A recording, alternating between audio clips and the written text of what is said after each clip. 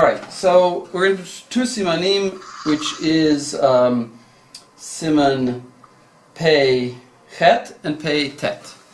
Okay, so pei chet is about eating on the same table together, milchiks and fleishiks. Okay, so there's two things to look at first.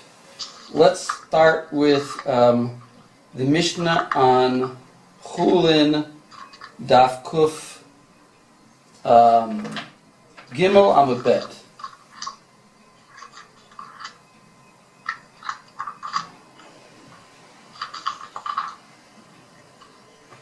Yeah. Everyone has that? So there's a Mishnah there. Deborah, you want to read the Mishnah? Is it Kol HaBasar? Yeah, Kol HaBasar.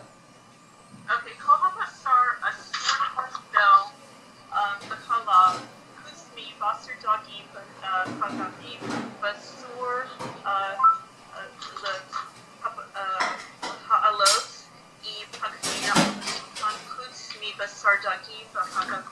Okay, we can stop there. So what is the second part that you read? So it says Asur lahalot. Lahalot. Is there a Rashi? Asur lahalot.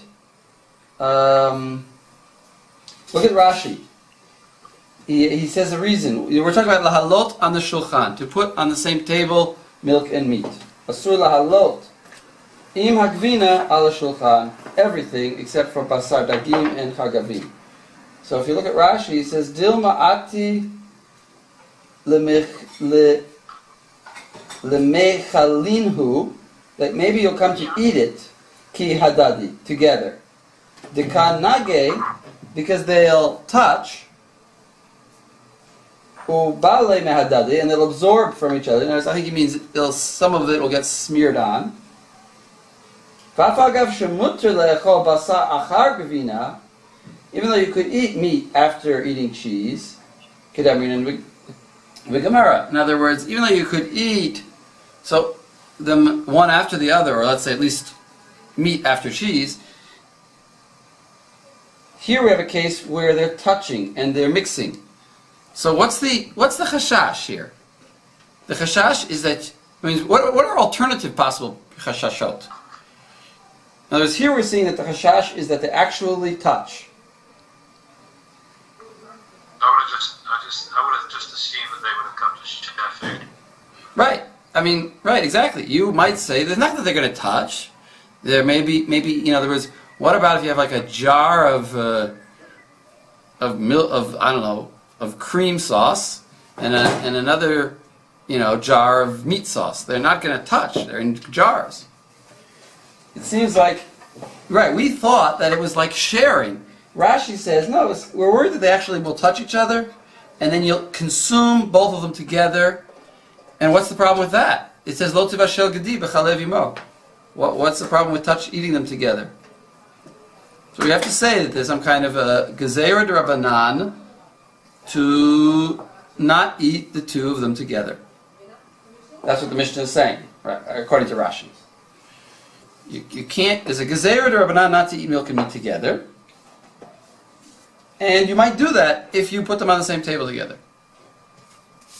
Without that just fall under the blanket achilah, there's an isur achilah basar b'chalav, or is that only after it's been cooked?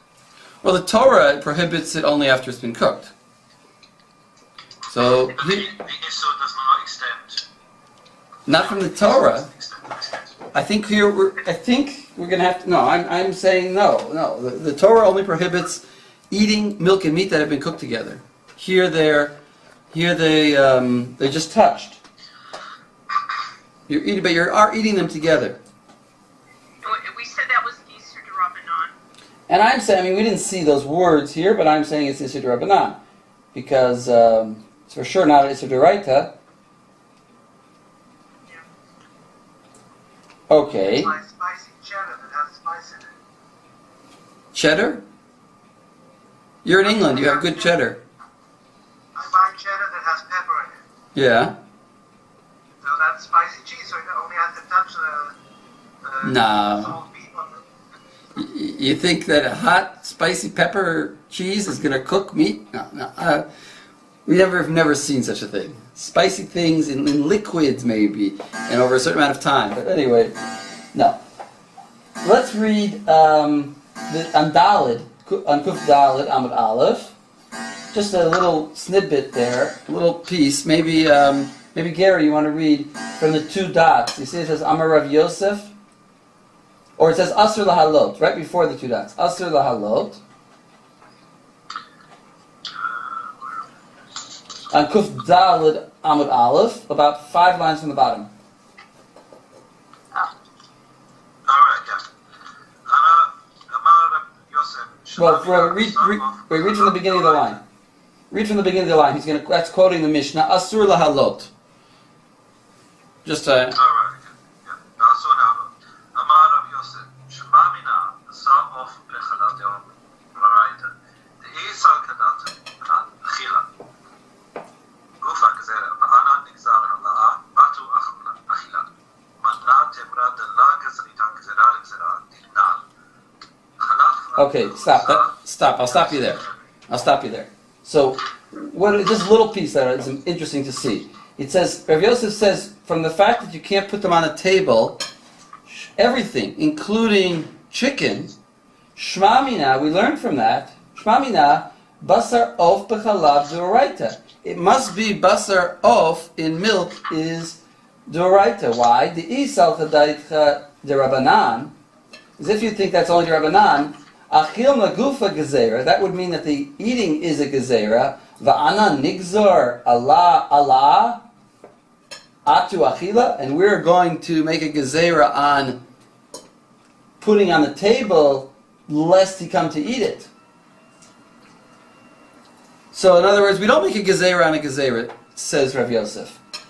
Therefore, and he is learning that there's a Gezerah here to put it on the table. And if chicken is also D'Rabbanan, then you have a D'Rabbanan with a Gezerah on a Gezerah. We don't do that. So he's gonna, in the end, the Gemara, without reading, in the end the Gemara goes and says, basically they made one big Gezerah. That includes that in other words, it made one big Gezerah. That maybe you'll come to cook it, maybe if we let you put it on the table, you'll come to cook them together on the table in an ilfas, and it'll be hot. So therefore, the gezerah that you can't put on the table is because of a possible eventuality that you might cook them together. So, and then you're going to say, in other words, all I'm just trying to say is that there is a drabban, that it's clear from the Gemara here that there's a gezerah not to put things on the table. And chicken is included, even though it's rabbinic, because you may come to cook them together on the table. I'm just saying it's important to be aware of that. But also, the Mishnah... Yeah. The Mishnah is clear that chicken is included. For sure. The Mishnah for sure is saying, kol basar, except for chagavim and dagim. So, right, for sure chicken is included. Just the question is, what's going on? Why is chicken included? So it's just odd that, it seems clear from this Mishnah that the opinion that became ascendant that we've been looking at the last couple of weeks, namely that chicken is equal to these other, chayot and things like that. We do seem to see in general that we're equating chicken with meat in all ways. But the Gemara that we just read actually is a counterpoint to that. Because the Gemara we just read is saying, well, for sure chicken is D'Rabbanan, and how come we're doing this? And so the Gemara the Gemara is bothered by that fact that we're equating chicken. So it seems like that's the shift between tonight and right? Okay. Fine. Now wait, I have marked here. I'll go to the Allah. Here, look at this Rashi here. There's a Rashi, the fourth Rashi. It says it's about 20 lines down. Aval hacha. It's on the Gemara that we didn't actually read, but we got the idea of the Gemara, which we're going to say. Everyone sees that Gemara, that Rashi. Where is it? It's on Kuf Dalet Amud Bet, Okay. and it's the fifth or fourth Rashi, fourth Rashi. It's about 20 lines down. And it says Aval Hacha. Here, maybe Rachel, you want to read that? If you have it. Yeah, I don't know. About Hafa. Alpha God is a low E5 on because they're Halato, Atsu Akilato, Ika. Ika Migazar, Halato Mitsu, Halat, the Akila Pasar, Kahema, Ki Luku, Hayinu, Akila, the Akse Mekal Miku, Bahadadi. Right, so can you translate that? Let's see. Even though this was needed, it wasn't necessary to make a decree about putting these two together on the table. It could lead to eating. In other words, even though we had no reason, we had no justification to make a gezerah about putting it on the table because you might come to eat it, that wouldn't have been a good reason to make a gezerah. But he says, ikala migzar, but there is a good reason to migzar. Read on. Let me explain. Putting it because it will lead,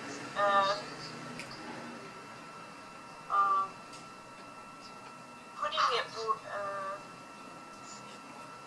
there's a good reason to decree concerning putting it on the table, less putting it in eating meats, Fatima Fema,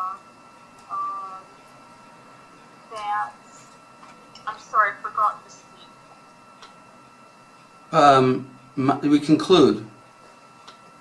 Oh, Maskinon, okay. That we conclude that eating will come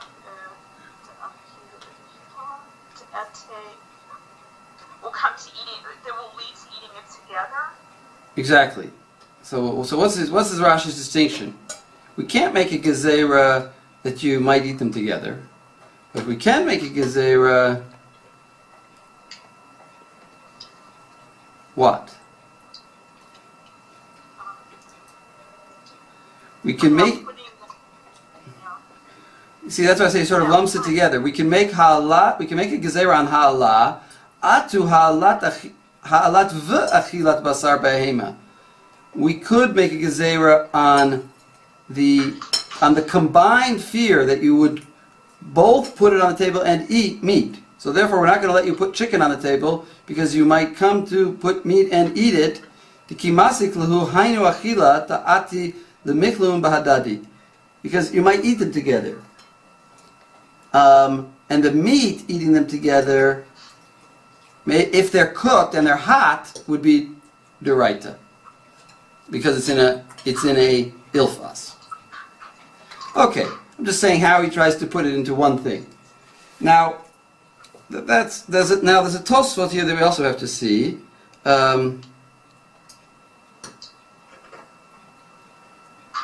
Actually, no, it's for the next siman. The next Tosfot is for the next siman.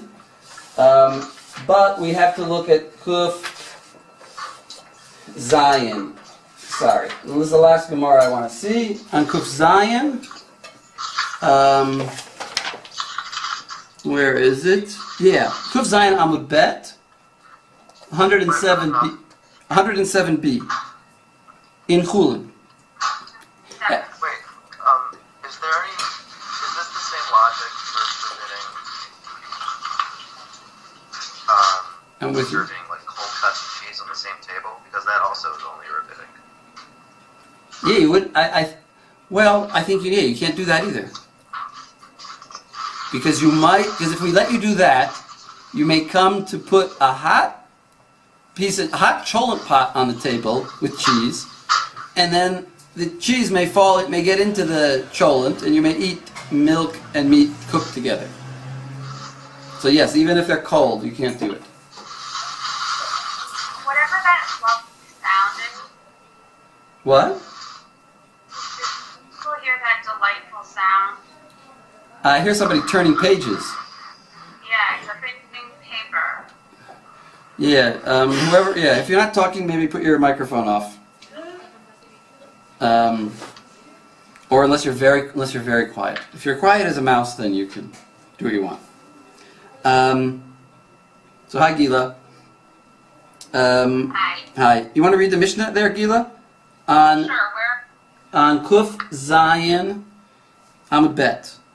Sure. I'm a vet. So where Adam Basar U'Pinav B'Pachad Achat U'Bilvad Shelo Yivu Nogin Zeh Bazeh. So we can wrap Basar and Vina together as long as they don't touch. Rabbi Shimon ben Gamliel Omer Shnei Achsaniyin Ochlin Al Shulchan Echad Zeh Basar V'Zeh Gvina V'Ein Choshishin. And two guests at an inn who don't know each other, we're not concerned with them eating at the same table, even if one is eating basar and one vina. Right. Okay, so we see. So wait a second. So what do we see here? We see first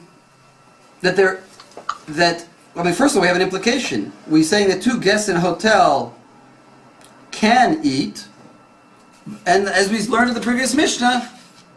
So what does the previous Mishnah says? The previous Mishnah says you can't put them together. You can't be together, with no exception. So what do we have to say about the first Mishnah? Who is it talking about? People who at least are...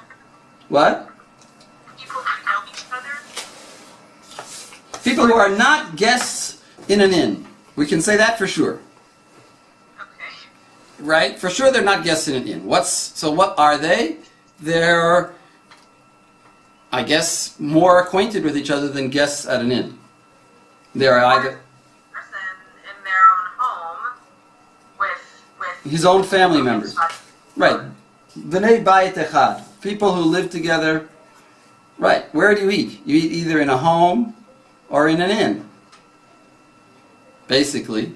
I mean, restaurants are inns. So, the Mishnah is saying in a restaurant there's no problem, and in your house there is a problem. I think that's what... Well, not a restaurant, meaning specifically a place where people don't know each other. Right, I mean, not a... Right. Yeah, well, it just says... We're not... The Gemara is going to say what you're saying, but the Mishnah so far just says... Achsanaim, people who are in an inn. Maybe... Even if they knew each other. Just saying, you could. The Mishnah doesn't say. You're trying to suggest just an exception would be circumstances out of your control? Right, maybe, yeah. Out of your control, or maybe you behave differently in an inn. I mean, I'm just, if we let any idea come into your head, maybe people are more careful when they're out eating in public. The Mishnah just says, two people. We're about to see the Gemara, which is going to say what's special about people in an inn. So Gila, skip the first little piece of Gemara, because that's not really our part. But Rabbi Shimon ben Gamliel Omer Shnei Achsanaim. He quotes the Mishnah Ochlin al Shulchan Echad, and it says Amar Rav Chanan.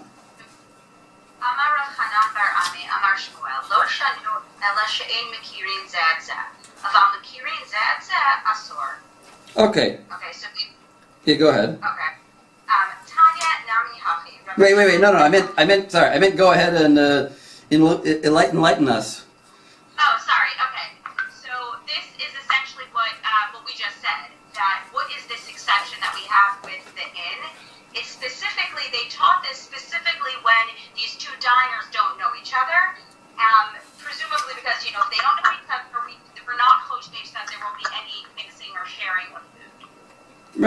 Well,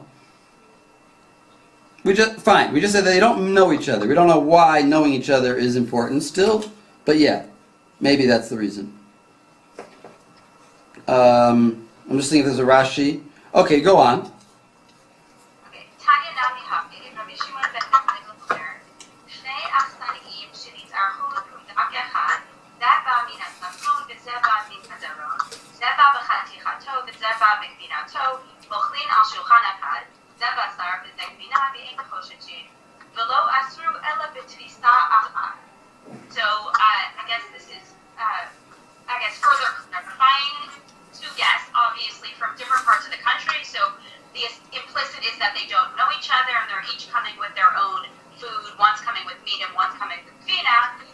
It's not asur for them to eat at the same table. Right. What's only forbidden is tfisa achat. Right, because of the way he explained it, that it being them from the south and from the north, it's clearly he's trying to emphasize that they don't know each other, and therefore, well, we still don't know. Fine, they don't know each other. That just proves that that's what the Mishnah meant. Why exactly? Well, we're going to get into that because of this tfisa achat. What is tfisa achat? V'lo asur elo b'tfisa achat. Yeah, Rashi says mikrach achat. Right. What is a michrach? Like a sandwich. But Right. So like that makes less sense. that makes less sense. That's like for sure not okay. A michrach echad. In other words, the havamina is that they can't eat at the same, they can't share a sandwich of milk and meat together. Well, how could that have been the havamina? But that's what it sounds like it's saying. I thought, that's the way I heard it explained. When I first read it though, I thought Rashi meant maybe that they were brought out together. Like they're not that they're eating them together, kind of like what we read about wrapped about before. In other words, they were wrapped together, and now they've been brought out, and each one gets his own serving. But since they had previously been wrapped together, you can't eat them. But maybe he was saying that they're sharing a milk and meat sandwich. It sounds a little bit weird. Rabbi? Yes. I think it's clear in the next Rashi. I don't think he means that. He means a picnic blanket. Right, Well, that's in. It's cloth, right? So it's clear it's not talking about like a lavash. So it's a blanket. It's a wrap. It's like a what's called pashmina. I see why he's saying that, because it emphasizes how this one came with his meat and this one came with his cheese.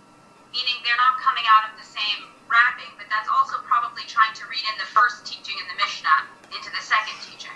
Exactly, because it's the mikpachad element. Exactly, yeah. Wait, he's saying the correction is ha below shulchan she'ochel alav nami aser. He says if they wouldn't have a table, this act would also be aser. So how can you suggest it? I think that suggests that he's saying the action was something that was aser regardless of the table, i.e., sandwich with meat and milk in it together. In other words, he says, ha below shulchan she'ochel alav. If there wouldn't have been a table at all, nami aser, it would have been aser. So what does that mean, nami aser? Well, either like I said, that they touched each other, or that they're currently together. I think that's the way I read the Rashi. As I read it like that. That would mean there are two looking the same in the pundak who are just eating on chairs without anything. They're eating. No, they're with a chair. They're with a chair and they're with tables. But he's saying ha below shulchan she'ochlin alav. Even if there would be no table, the action that you're describing in your self-adatcha would be forbidden.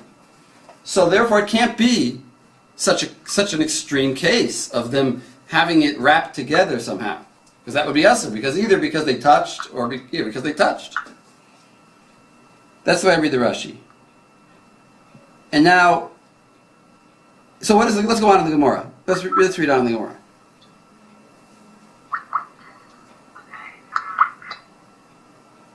So he said, yeah. Wait, again from velo asru ela betfisa achat. Velo asru ela betfisa achat. Tfisa תפיסה אחת על גדתך, אלא כאין תפיסה אחת. Meaning, תפיסה אחת, we know תפיסה אחת would be aser. No, it's כאין תפיסה אחת that we are now teaching. Right. And we don't know what this ein tefisa achat is, but go ahead. Read a little bit more and then we'll go to a Tosfot. Presumably, like if it appears as if they came from. It looks like they're mixed. Right. You could say it looks like they're mixed together. The simplest meaning would be it looks like they're mixed together. But you're going to see Tosfos is going to give a completely different explanation. Okay, שני אחים מקפידים זה על זה, מהו?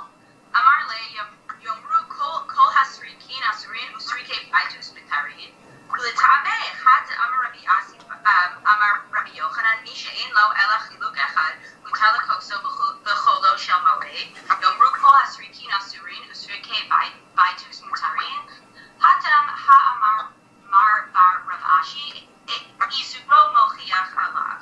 Okay, so basically we have this suggestion that two brothers, so now it's not guests, meaning they know each other so well, they're brothers, can they eat together even if they're makpidi? Meaning they would be careful not to do any mixing. Or makpidim can actually mean they don't like each other. So we're not afraid that they're going to share. Right. So then what do we say? So the Gemara responds with this.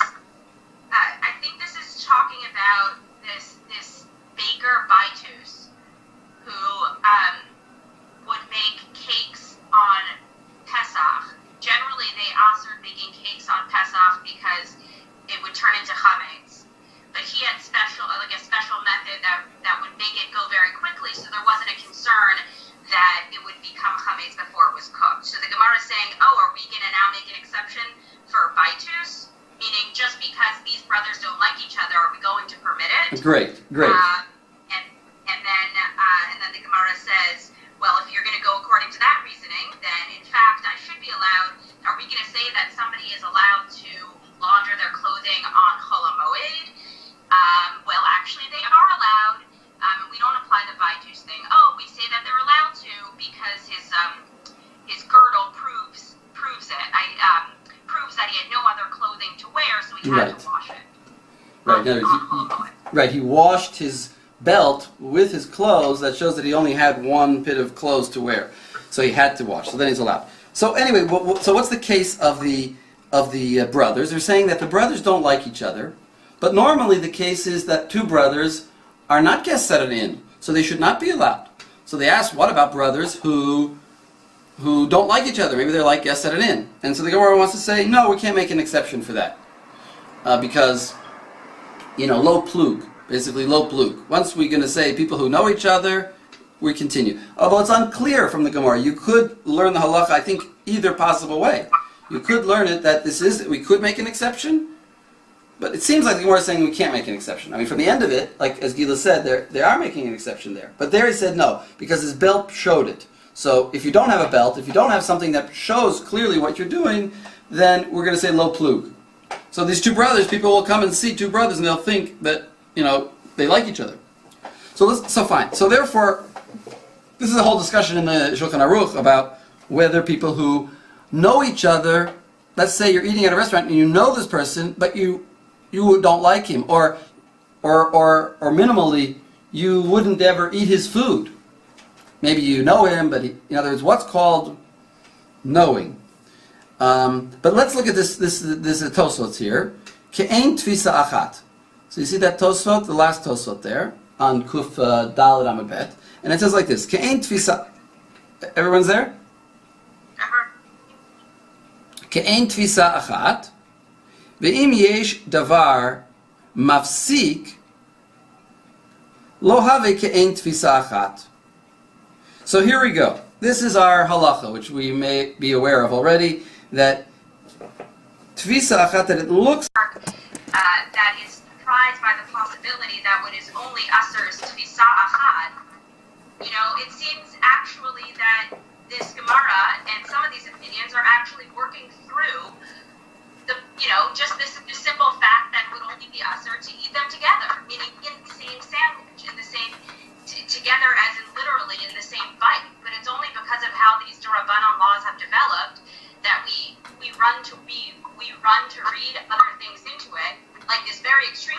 second opinion in Tosfos that, oh, it's usher because they know each other and they share the same bill, so they would come to eat it themselves, and therefore no hefsek works at all.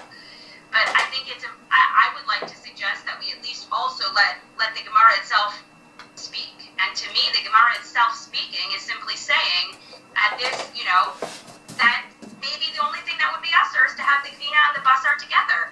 And maybe that's simply the opinion of Rabbi Shuman ben Gamliel or whoever is being quoted there.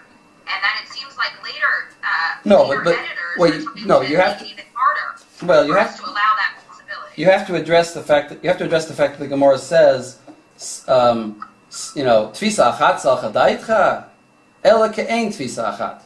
So you have to address. You can't say.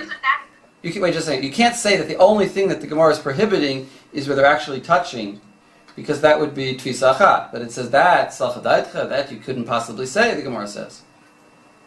What I'm saying is that this narrative note of the Gemara, right? Tfisa achat salcha daitcha, ela ke'ein tfisa achat.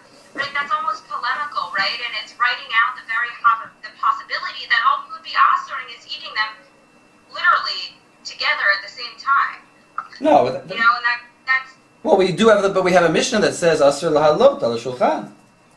Sure, but that's not to suggest that there aren't different practices or opinions that would still be considered legitimate, or at least were propagated at the time.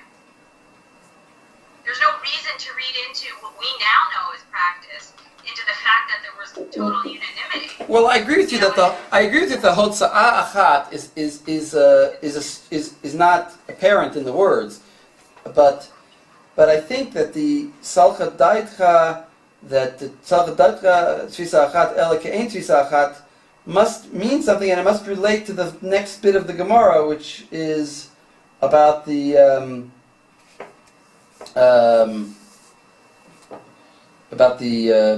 brothers.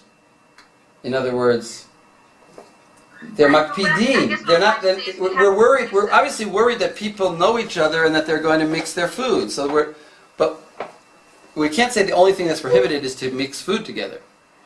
There's also a prohibition to do things that might lead to mixing food together. Right, but what I'm saying is we have a brisa, and then it's the Gemara, and it's like, that is later then limiting the possibilities of how we could have understand that brisa.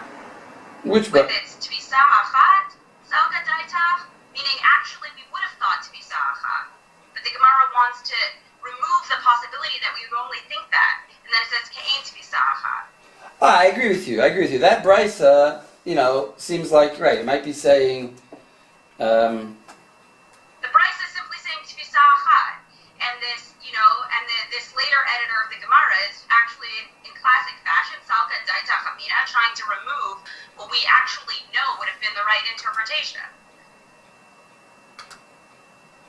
Yeah, but the Gemara said, the Brisa also says, "Ve'ein chosheshin." What is ein chosheshin? Ein chosheshin for what? It says, "V'zeh ba b'bas v'gvina ve'ein chosheshin ve'lo asru ela b'tfisa achat."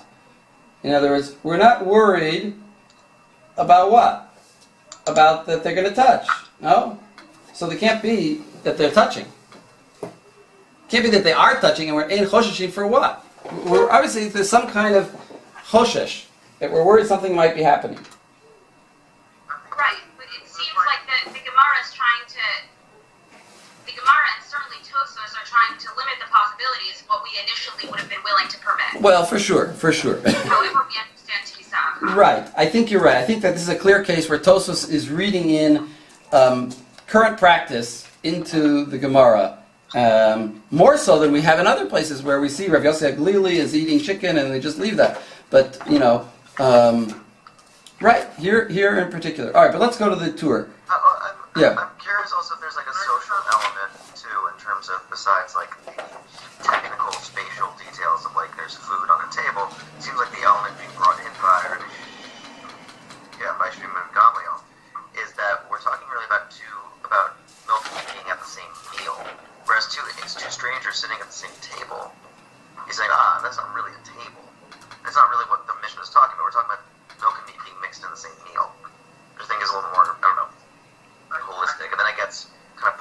In other words, what's a meal? Can a meal be divided? Now, you can't have milk and meat in your own meal. But what's a meal? What if two different people are having two different meals and they're sort of sharing meals? Yeah, these are the questions that are asked. It's not about sharing. It's about makpidim zayin. If I go out with my buddy, I might forget that I'm eating meat and I pick up his plate. But if I go out with Someone you hate, you Eat a want to share a meal with. sorry, But we're losing actually the food culture in the ancient world. Actually, sharing a table or sharing a meal with somebody has significance to it. Right, and I think being next to each other. at a hotel it's a strange circumstance because you're sharing your food with somebody who you don't know.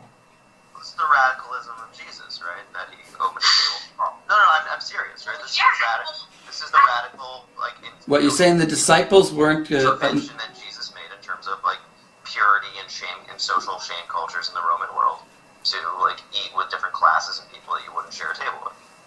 This is before. Okay. Yeah, I mean, what is, I think, Josh mentioning it, Paul and eating company and so on, I mean, this does inform these women in terms of the boundaries that they draw. However implicit or explicit they might be in these various Gemaras, and I would say in this case less so. But I think Josh is absolutely right, and that's why, the case of the guests at the inn is so important, because they're trying to think of a case where you would find yourself at a table where being at a table with that person wouldn't represent some type of companionship. And that's why they then come up with the 8 brothers. So, I think that eating together is a profound, act. You invite people to your house and you eat together. It's sort of a way of exposing your vulnerability. You're showing that you're a human being, that you need to eat. The current president won't be photographed eating. It's a showing of vulnerability to put food in your mouth, to behave to show that you're an animal, and to do that with somebody else is an intimate act. So it's true. I agree with you. When you pay for somebody else's meal, it also creates intimacy. It's also true. Great point. All right, let's look at the Shulchan Aruch at the tour. Sorry, at the tour. Pei Chet.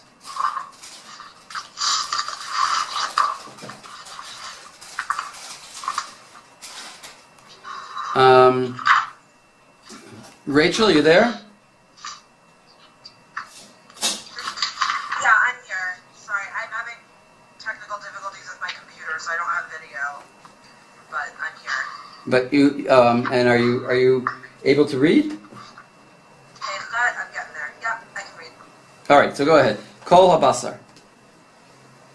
Kol habasar she'asur la'ochlo b'chalav, afilu basar chayav ha'of, asur laha'loto al hashulchan, she'ochel alav gvinot, shelo yavo la'ochlam yachad. So you see here he says, we're worried that you're going to eat them together. Sorry, can you hear me? Yeah, we heard you.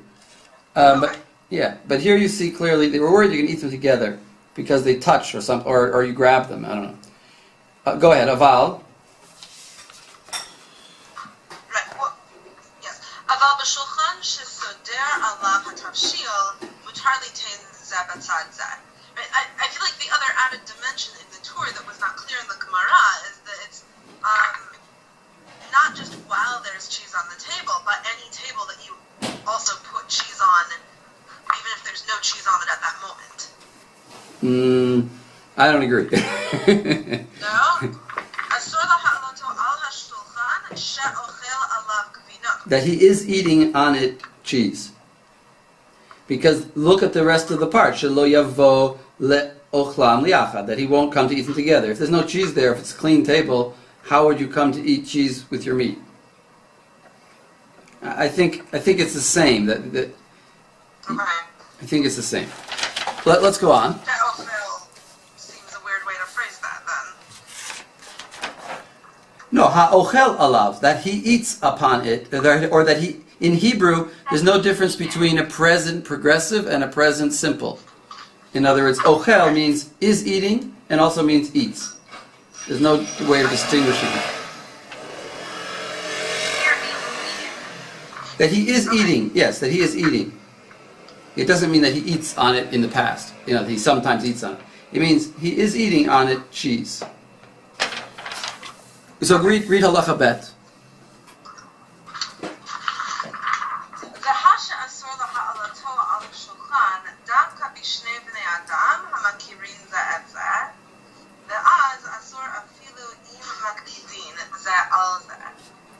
אבל הקטנאים שאין מכירים זה את זה מותר. ואפילו המכירים אם עשו שום הכר, כגון שכל אחד אוכל על מפה שלו, או אפילו אוכלים על מפה אחת ונותנים ביניהם פת או קנקן, להיכרה מותר. Lehechara, right? As a hefsek, right. So, fine. So what is he's now said the first shot of Tosfot, right? Right. Afilu makirim. By the way, he says afilu makirim im asu shum heker. So what about the brothers that are makpidim? The Gemara said that maybe it doesn't work, but yet maybe it could work if they had a heker. Maybe the Gemara was assuming there was no heker. Sorry, I'm not sure I understood the question. Well, I'm just seeing how that fit. I'm just saying, why didn't the Gemara suggest putting a heker? I guess that's what I'm saying. By the brothers. They know each other. Anyway, fine. No, it's just side point. Read the next bit. It can't be that Tosfot was the only one to mention Heker. No, he's the first, maybe. It's discussed in the Ran and the Rashba. Yeah, I'm not ganging up on Tosfot. Well, maybe the Gemara doesn't mention a hecker because it wouldn't even occur to the Gemara that we would go so far to be prohibitive. Right. This goes along with your line. Which exactly, what's only asur to be sa'achat, which may not even mean what the Gemara then takes it to mean, meaning it further expands it. So. Mm-hmm. But like everywhere with the stam entrance, the stam is the one who's being cool. What? You're right. So maybe it wouldn't even occur to the stam that we would be so, we would be so prohibitive. The stam is already stretching things, right? By reinterpreting to be sa'achat. Mm-hmm. Aim to be sa'achat, right? So it's just, there's a great case study in just how far at each stage things are taken. Are you saying that at the time of the bride, you could have gone and had a little bite of cheese in the middle of your easy meal? Of your French plate? No. Atar is asking Gila, what does the Brisa think you can do? How far can you go? Can you eat milk and meat together? Can you eat them? So, I would assume to be sa'achat just means you can't eat them at the same time. Already how we're translating to be sa'achat is not how we usually translate to be sa'achat. And so the Gemara then has to say ka'ain to be sa'achat, which already doesn't even make sense. What would that even mean like? And then Rashi and Tosfos get creative about what they're explaining it. But to me, I think the Brisa would simply be saying what's only asur is having them together, as in the same bite at the same time, at one moment. And yeah, I think there are obviously different practices that are going on at this point, and we even see that in the Gemaras where nobody weighs between milk and meat at all, or we only. But you're saying in the middle of the meaty meal, you can have a steak, and then your friend is having the feta salad. That looks nice. You can have a bite. I think the Brisa is simply saying the only thing that is asur is together at the same time. So yeah, I'm eating my meat, and she's eating her cheese, and then I can have cheese after. As in not in the same moment, not in the same bite, so to speak, the same to be saw that I'm eating the meat. I think that is simply what the Brisa is saying. Obviously the Gemara, the Amoraim, and then the Gemara interpreted otherwise, but there's no reason to assume that the laws would have been so stringent, in 2nd and 3rd century northern Palestine. My question to you then is, how do the rabbis go about imposing this view if people just didn't do anything like that? Well, that's a larger case.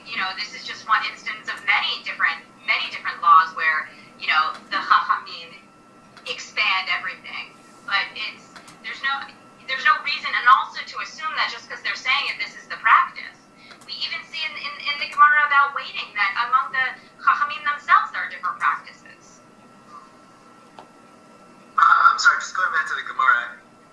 Gila, how do you understand? It seems to me if the Gemara was trying to make the point you're claiming that it's making, then it wouldn't need to say anything about two people coming together. You could just say, you want to have a plate of meat and cheese? Go ahead, just don't eat them in the same bite. So how do you explain the fact that the case that they're setting up is only by dint of the fact that two people bring their solitary meat or solitary meal, and they can eat together? Because of the Mishnah that already tells us that we can't have kvina and basar at the same table, right? And so in the Mishnah's mind, not having it at the same table would be to prevent us from eating it together at the same moment. So then we come up with this case, well, what if our table isn't really the same because we're two guests in an inn, right? So we're not going to say, and it's out of my control what he brings to the table because we're at an inn, right? So I can't prohibit, let's say, him bringing his cheese and me my meat. So it's enough just that what's usher is literally not eating them together, right? We don't have to then make that additional. The case the Bryce would be teaching us is, when we're at an inn, we don't take that extra, geder of not having them at the same table, right? But in both cases, what would still be usher is eating them together. Actually, Gila, if I'm reading it correctly, Amila is not implied here, right? It's just really just two people eating together. I don't see Amila implied here at all. Yeah, if you look at the Mishnah, just to go back to the Mishnah very quickly, there is a difference. We've already discussed this between a buffet or a buffet style, right, where the food is ordered on the side, and then the actual table on which it's eaten.